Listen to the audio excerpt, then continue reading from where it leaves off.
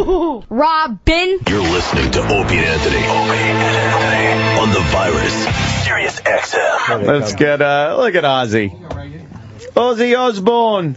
How you doing, Ozzy? Take a seat, my friend. Hello. Hi, guys. What's up, man? How you doing, man? Take a seat. How are you? You've lost so much weight. Yeah, Jimmy lost a lot of weight. Just going to the gym. Just going to the gym and eating better. That's it. What did you cut out? I just cut out eating late at night and just awful food that I was eating. And on the road, it's hard. Because I eat a lot of crap on the road. So we're on right now. Oh, yeah. Yes. Pop the old headphones on. Talk about the new album. Oh, my God. It's doing really well around the world. Yeah, it's Geezer. You tweeted yesterday that it was #1 in Germany, right? Yes. And now today it's #1 in USA, UK, Greece, everywhere. Oh, really? So you guys are obviously on really... iTunes. So you're really thrilled with the fact that it's doing well. Oh, absolutely. Were you surprised by how it sounded when you finished with it? How did you finally hear the finished product? Well, I got the mixes every day. We'd take a rough mix at home. So that was all I was used to. And I was kind of thinking, well, it's okay, I suppose. But then when I heard the finished master, blew me away. It was so good, well done. Did you think it was going to do this well, this fast? No, not at all.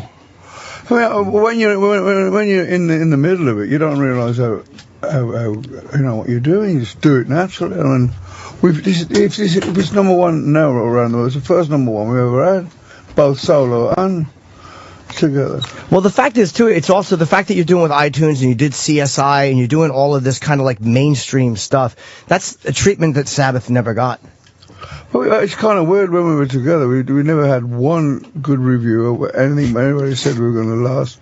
But all of a sudden, people are going, they're saying positive things, which I don't really feel comfortable with because we were always a people's band, Uh-huh. But now it's what you got to do because there's no records anymore, and you got to be on chat lines and whatever. This sounds like old Sabbath. This you definitely went back. Rick Rubin had a plan.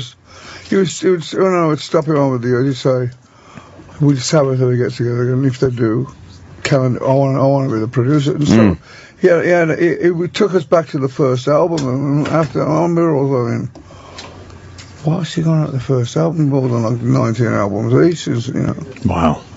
So you got to go back and kind of unlearn all the stuff you've learned in the 35 years, and it's like, lyrically, the album is brilliant. And I know, Geezer, you're responsible for a lot of that. Is it kind of hard to address stuff that you addressed when you were 20 or 25 and address it now in kind of the same vein or with the same emotion?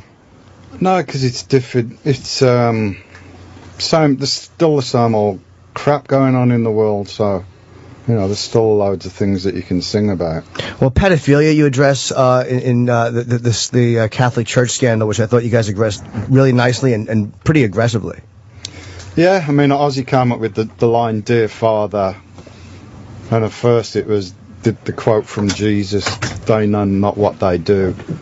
So I didn't want to use that since Jesus had already said it. Yeah. Probably if it's been quoted a few times, you don't want to rip him off. So I thought, well, what could I do? Dear Father, I didn't want it to do it about your dad or anything. So I just thought, well, Father, Catholic priest.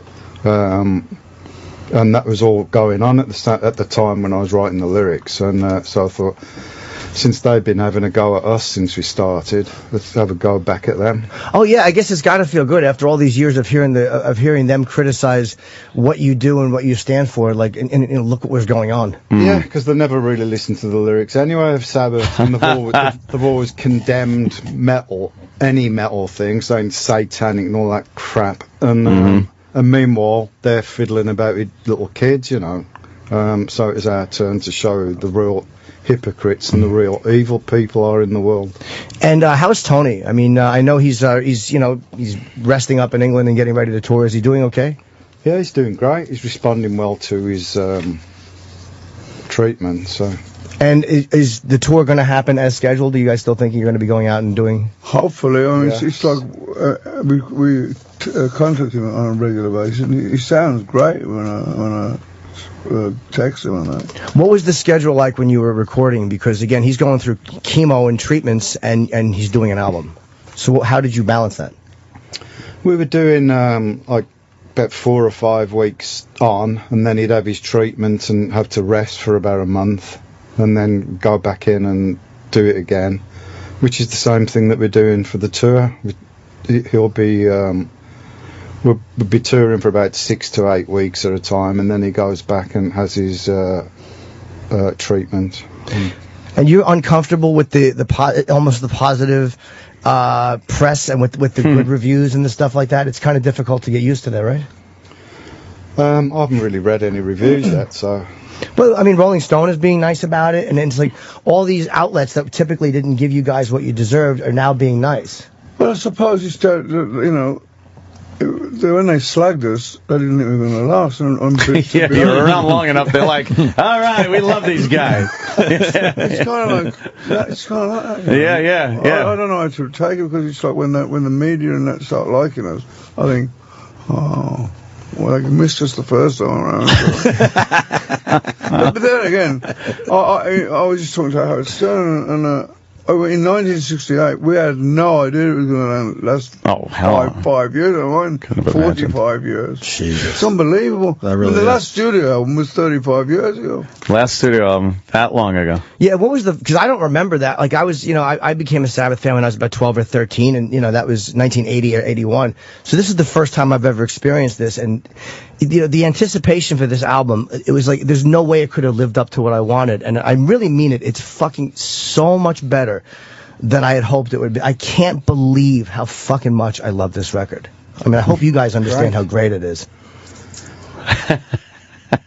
You're just looking at each gushing. You're whoever gushing, wants to, Jimmy. I'm just being a gushing sissy fanboy.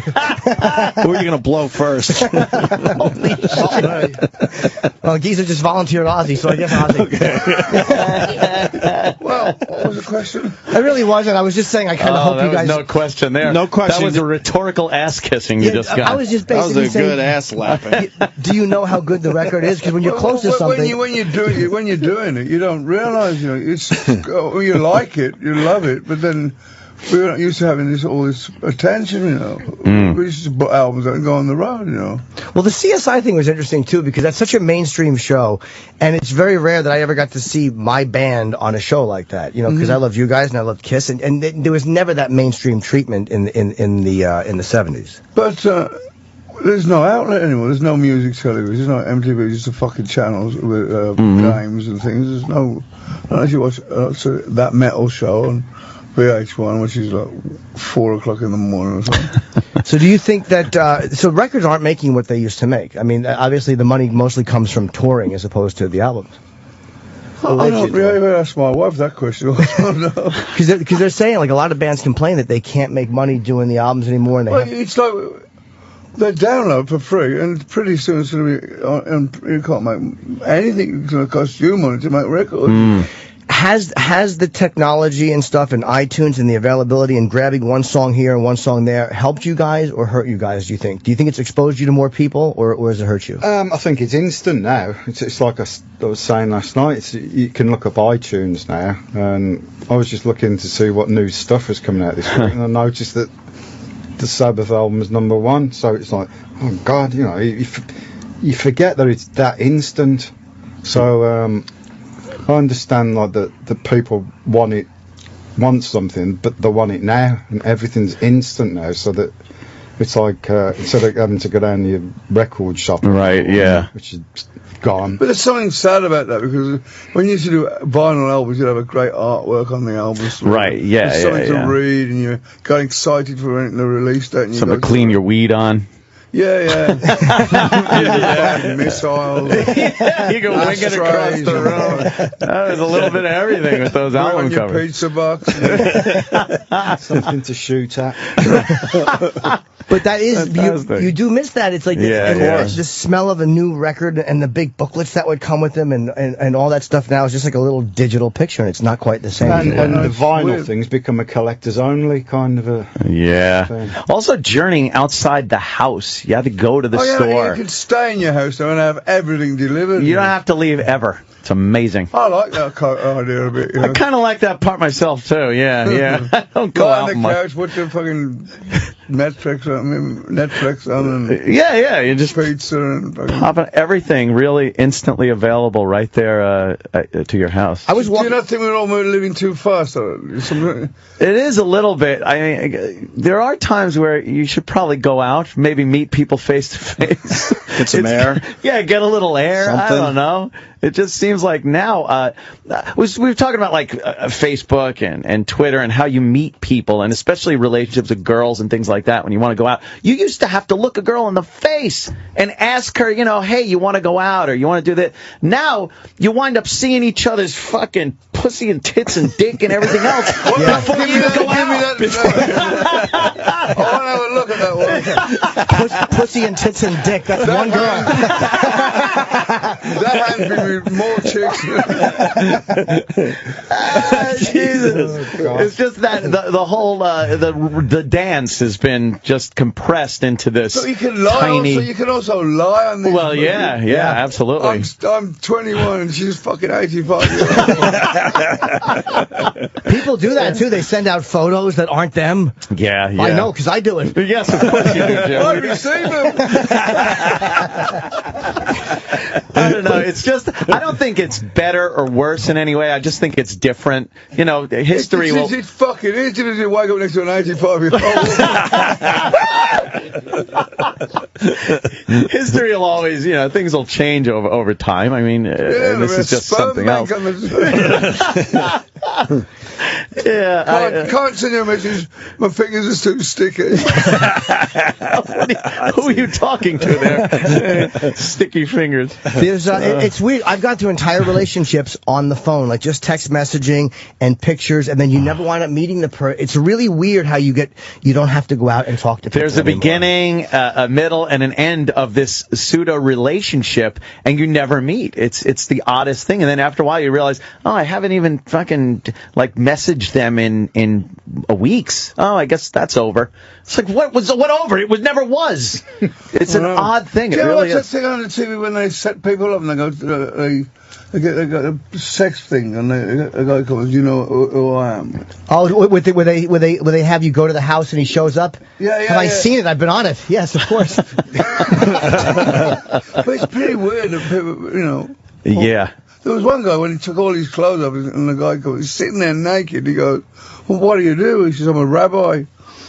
Yeah, that was To Catch a Predator. To Catch a Predator. Yeah. Craziest show ever. Yeah, we actually there was a guy there, and he said to what was his name? Chris Hansen. He goes, "Oh yeah, I saw you on the Opie and Anthony show." It's like, oh great, there's one of ours. They got one of our fans. One of our Ozzy. fans getting cuffed out on the lawn, crying, trying not to look into the camera. That was a highlight for us, huh? It certainly was. Hey, better him than me. Do you get concerned with privacy and stuff like that? Because now everything is savable, like with digital technology. Every text you save, every message, it's all Every move you savable. make. And it's like, I don't know how I feel about that, whether it's good or bad. But Well, regardless how you feel, it's happening. Just ask the believe me, NSA. it absolutely Oh, boy. is. If the government's been watching I must me. be honest, I don't know how to work a computer very well. Yeah. Two things about it. You're not. But I can't remember that. My son sits down and says, if you want to get this, press this button. I'm still pressing fucking buttons and nothing happens. Trying to find something. I press a button, the screen fucking wipes out. You must be a I'll get that wizard. curly thing, that's about it. Yeah, that's it. Oh, the thing that says it's doing something. It's doing something. It's working! It's I've working. had it 15 years and it's fucking working. Hey, how's Jack doing, Oz? He's doing great. He's doing great? Absolutely great. We love him, man. He's a good only guy. done our show once, but he's a solid human being. He's Yeah. very cool. It's something we kind of grew up. We watched your kids grow Right. up on television. Wow. It's the weirdest was thing, looking man. at, Jack's just given us a daughter, Pearl. She's Crazy. It seems like yesterday it was in a field in my house. He's a little kid on the show. It's Are you a fun. good Yeah, grandfather? You a good What? grandfather, Oz? I love her. She's wonderful. Yeah. I've Yeah. got grandchildren from other kids. Oh, that's true. Yeah, That's true. 93. I was a little off on that one. Yeah, just a couple of years. Off a couple decades. No, I do I've been a that. busy boy. Yeah, you certainly have. I guess the new one I should have said. You know, I was just Sharon the other day. I was just Sharon, would you like to have another kid? She goes, no fucking way. You're done. No more. We're done. We've done it a long time ago. Yeah, I don't doubt it. Wow. Do you ever, because you're more private, like you see Ozzy's life has been so public for all these years. Did that kind of make you want to be more public and kind of want? No. Wow, that was definitive. The least public person on earth. I don't use the phone, don't use anything. Oh, really? Go home and that's it. You never see me. And so That's it, huh? You're not online or anything, Geezer? I'm online, but Barely? only about 3 people Right. know the address. Yeah, so you're not a big, you don't enjoy like the Twitter or the texting or anything. You kind of just keep it to. No, I have people to do that. Yeah. Yeah. I sent you an email actually. I thought it was you. Yeah, about Hasselhoff. No. Jimmy's like, no, that's not me. No, we all took last time I saw you guys like 2 weeks ago. We all took a picture, and you said to your assistant, "You never send me the pictures to your assistant." Oh, so yeah, she sent it to me. Oh, thank God. Okay, because I should have just lied. Said, "Oh yeah." To me, you twat.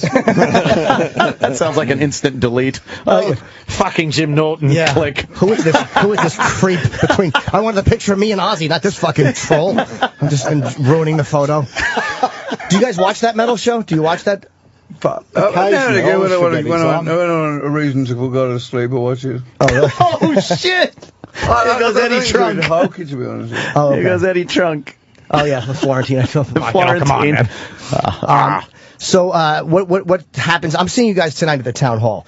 We're doing that thing down in. Oh yeah, that's right. And we're talking on to a large audience, and we're gonna have Tony will be on remote, and Brad Wilkes and Jack, and Brad was a great choice for drums, and I know you guys had to pick somebody. You can't have an album without a drummer.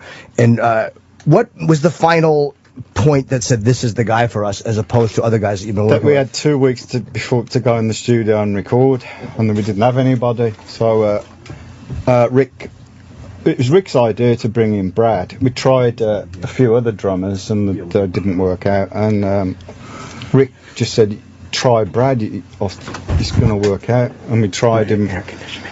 We did about 2 weeks rehearsals with him, and after about a week, everything fell into place, and we went, "Yeah, this is the right choice." Was there a time where you thought he might not be the guy? Like, was there a time where it was a little... First few days, it was like really strange, especially after being with Bill for hundreds of years. Right. And it was just weird playing with a different drummer that you've never played with before. And then, Originally it was going to be Tommy, but Rick didn't want to use Tommy much more. Rick Rubin gave him a few pointers, and Brad sort of got it, and we got into the groove of everything that we were doing, and it went from there. It turned out really well. Yeah, it seems it's like to go back, and I was amazed you were able to grab, like anyone who's an old Sabbath fan will love this, because I was amazed you were able to get that sound, like legitimately get the sound of like the first couple of albums. And that was Rick Rubin. Rick Rubin was hell bent. I didn't know what he was talking about for a long time. Probably likewise, Ozzy.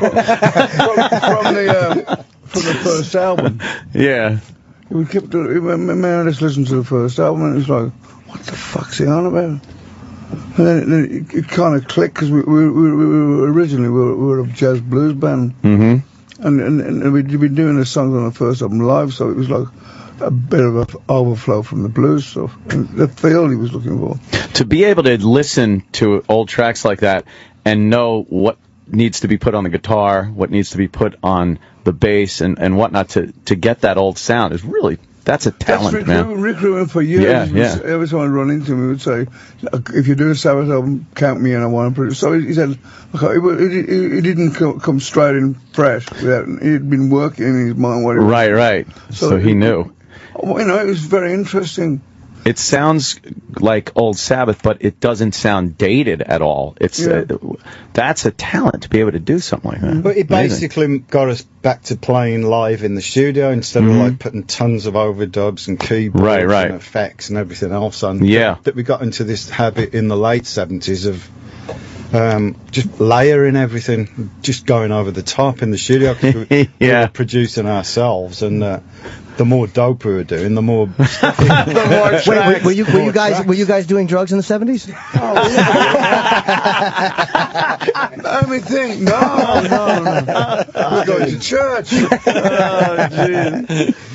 Tylenol. Yeah, that's about it. Andrew was good there. There's a documentary that's being shown tonight, a 25-minute documentary, and you said something interesting in it about back in those, like, you know, a lot of times you have to sing the chorus more than once. And back in those days, or for a while, you'd sing it once, and then the computer would bounce it off something. Oh, yeah. And now you wanted to sing these. Yeah, I sang it exactly the way I used to do in the old days. Which was kind of just to blow it right through. Just go through it, you know. And did you like this more, having done it, this process, or did you kind of go like, wow, we missed the computers, or fuck, we've been missing out? No, we never, on our first album, it was 2 4-track machines bounced onto each other, if you don't know what I'm talking about. And once you bounce it down, you couldn't take it back, so you kind of mixed as you're going along, you know. And it was just, we just went in, plugged in, played, and that's the way we thought people make records. Why did bands stop doing that? Because every time there's a classic record, you always hear like these amazing albums. Oh, we did that in 4 hours. Like all these great works that were done, and then for some reason people fell into the computer trap and overproduced. A lot of it's having your home computers, because you can do anything on your laptop. As many tracks as you need. Yeah, and then they go into the studio, and that's the way you're supposed to do it. You had to play it live accurately in the studio because you only had a limited number of tracks on the tape. But and once you bounced it down, though, now if you bounce down your bass and guitar track onto a single track, now you can't alter the difference between the bass and the guitar. So you have to keep building and building and building. So you got to play pretty accurately together, as opposed to if you got a zillion tracks, now you just bam, bam, bam, mix it later. Fix it in the mix, motherfucker. Exactly. We'll fix it in the mix. Yeah. But then that process got meticulous. Yeah, man. then it got overproduced. Right. Yeah. And then they would take a year to fucking mix an album. Yep. Holy mackerel. This time, we did it, we got back to like playing it live in the studio, and if one of us made like a big mistake, we'd have to stop and start from the top over again. So Oh, really? Yeah. So we all had to really concentrate, and you know, we sort of knew the songs backwards by then. A little more pressure. And you're vocally, are you vocally pressure. doubling yourself? Like you're singing on top of yourself again instead of just taking one track and I'm doubling doing it, the whole thing. So you're singing. I like that because it gives these slight differences in the voice and makes it almost like oscillate a little between the note. You've been in a recording studio. Yeah, a couple of times. a few times. But it's such a fuller. It's a fuller sound when you do it like that. It's not, and that's like the classic, you know, Ozzy sound too. Yeah. Sometimes a flaw is okay. Like there's one part in Damaged Soul where it's like in one of the, which I know I'm kind of going deep for anyone who hasn't heard the album, but it's such a fucking heavy song, and there's one point where you say soul and your voice cracks a little bit, and they left it like they left that imperfection. Yeah. I've always liked the fact you can hear people's fingers going up the fretboard. Yeah. It makes it sound like a, now it's like fucking pure sound. Yeah. And it's not supposed to sound like that. It doesn't sound like that. Yeah. Bullshit. I've been in the studio doing an album, and I sang it one, not on this last album, but one of my albums. And I got this track home to my house, and I'm playing it, and I go, I never fucking sang it like that. and I phoned the producer and I said, Michael, can I ask you a question? Is it possible to tune the voice differently? He goes, oh yeah. Oh, did you do that? And shit. Oh yeah. I said, you fucking asshole. I mean, that can make it sound different, you know. Yeah, it's not me. Yeah. Did you? Oh, wow. So it irritated you. If I'd have wanted to sing it that way, I'd have sang it that way. He just altered the melody. Yeah, they could alter the pitch, and then they gate out any ambient sound that was in there. And this was the beginning of a Pro Tool. I didn't know what Pro Tools were. Pro Tools. Fucking around with it in a Pro Tool. Yeah. Did you at one point get caught up in that, like just recording in different studios, not with each other, but I mean, as the years went on, did you kind of fall into that? I've never really got into that kind of thing, 'cause it's not the way we started. But a lot of producers do. You know, I think that's the way you do it. That's why Rick was so good, because he took us back as if it was an analog recording. Right, yeah. And the days of the drugs and all that stuff. Tony said in an interview recently, I think with BBC, that you would have them flown in on a private plane. Yeah. Wow.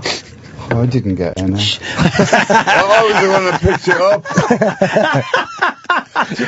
I went down Monday to get the coke on the plane. Couldn't get back till Friday. That's probably a bad idea. Send Ozzy for the drugs. He'll bring them back. I'm still fucking out there now. I'm trying to do the fucking white lines on the runway. Shit. Yeah, send the dog out for the steaks. White lines on the runway. Yeah. Is it harder to come up with, like you said, like the lyrics and stuff? You're not talking about a lot of this, like the drugs and all that stuff that you would write about at one point. I mean, that's obviously...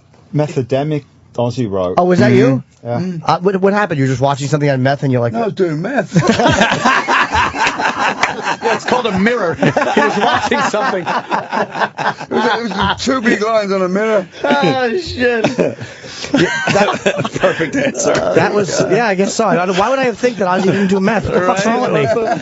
It's Ozzy Osbourne you're talking I about. agree. That was a dumb question. I asked this. Good thing I got that out of the way now, not tonight. Jimmy's so sweet. You're a sweet boy. I He really just am. likes thinking He's the trying to best. be polite now. He's lost all his He way. is, yeah, yeah. That'd be cool. Yeah, who did meth in your life? Hey, what the fuck's wrong with me? It was him. Just say no to drugs, Ozzy.